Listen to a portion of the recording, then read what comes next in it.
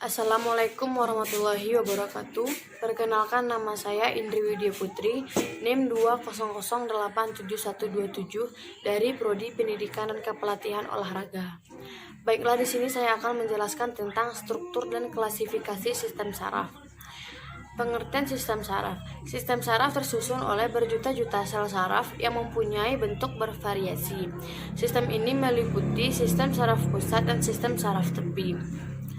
Sistem saraf pusat terdiri atas otak dan sumsum tulang belakang. Keduanya merupakan organ yang sangat lunak dengan fungsi yang sangat penting. Selain tengkorak dan ruas-ruas tulang belakang, otak juga dilindungi tiga lapisan selaput meninges, yaitu sebagai berikut. Yang pertama, durameter. Durameter merupakan selaput yang kuat dan bersatu dengan tengkorak. Yang kedua, arachnoid, yaitu di dalamnya terdapat cairan cerebropinalis atau semacam cairan limfa yang mengisi sela-sela membran arachnoid. Fungsinya sebagai bantalan untuk melindungi otak dari bahaya kerusakan mekanik. Yang ketiga, piameter.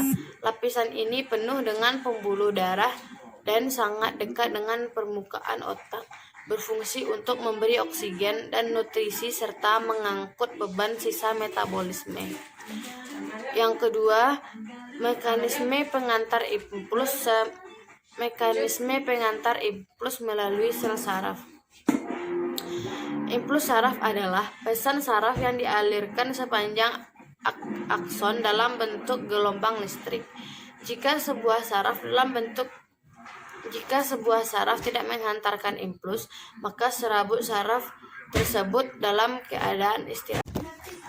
Sifat sel saraf adalah pada permukaan bagian luar sel bermuatan positif dan bagian dalam bermuatan negatif.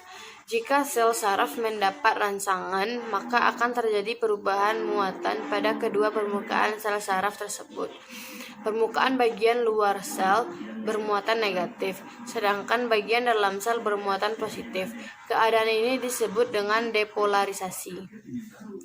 Pengiriman atau penghantaran impuls, baik rangsangan ataupun tangkapan yang melalui serabut saraf, dapat terjadi karena adanya perbedaan potensial listrik antara bagian luar dan bagian dalam sel. Yang ketiga, konsep mekanisme refleks. Mekanisme pada gerak refleks ini merupakan suatu gerakan yang akan terjadi dengan secara tiba-tiba di luar kesadaran kita. Refleks fleksor, penarikan kembali tangan dengan secara refleks dari rangsangan yang sangat berbahaya, merupakan suatu reaksi perlindungan. Urutan dari perjalanan impuls pada gerak refleks dengan secara skematis ialah sebagai berikut. 1. Rangsang, 2. Reseptor, 3. Neuron sensorik, 4. Konektor, 5. Neuron motorik, dan ke-6 efektor. Penyebab dari terjadinya gerak refleks pada manusia secara sederhana, gerak refleks ini merupakan gerakan yang tidak disadari. Gerakan yang dengan melalui perjalanan impuls pendek serta tanpa diolah oleh otak dan juga menimbulkan tanggapan dari anggota tubuh. Yang keempat, mekanisme sistem sensorik. Sistem sensorik adalah sistem penghantaran rangsangan dari perifer ke pusat. Manusia tidak dapat mempertahankan hidupnya jika ia tidak tahu adanya bahaya yang mengancam atau menimpa dirinya. Adanya bahaya dapat diketahui dengan